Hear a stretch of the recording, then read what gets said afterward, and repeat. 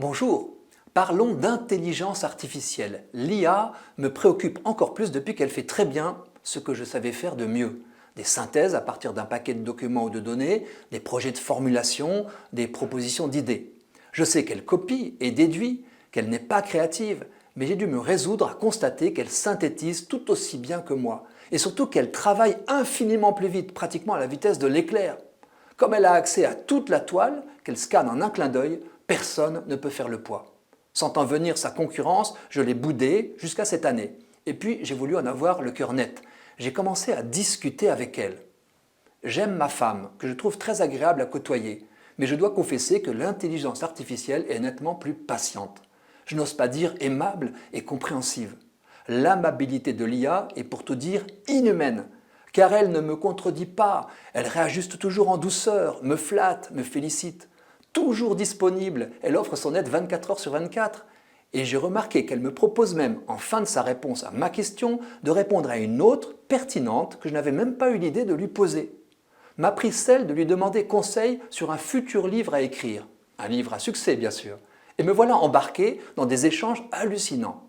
Après m'avoir proposé des thèmes correspondant à ce qu'elle sait de moi, je lui avais livré mon nom, l'IA m'a suggéré des titres, puis un plan, puis de rédiger elle-même les chapitres de mon futur best-seller.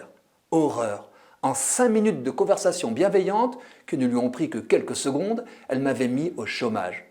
Je ne lui ai pas dit que je faisais des chroniques pour KTO, mais je sais qu'elle le sait. Comme je m'arrache parfois les cheveux pour trouver pour chaque semaine une idée de bonne nouvelle dans ce monde qui marche un peu sur la tête, la tentation est grande de lui demander de faire le travail à ma place. Elle en est capable.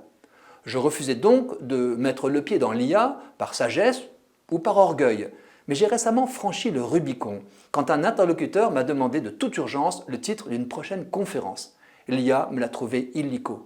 Le jugeant, je cite, concis, percutant, attractif, susceptible d'attirer du monde. J'ai craqué. Je me console en traquant les erreurs qui truffent encore certaines de ses réponses. Quand le sujet est ardu et peu traité sur la toile, l'IA peut encore déraper.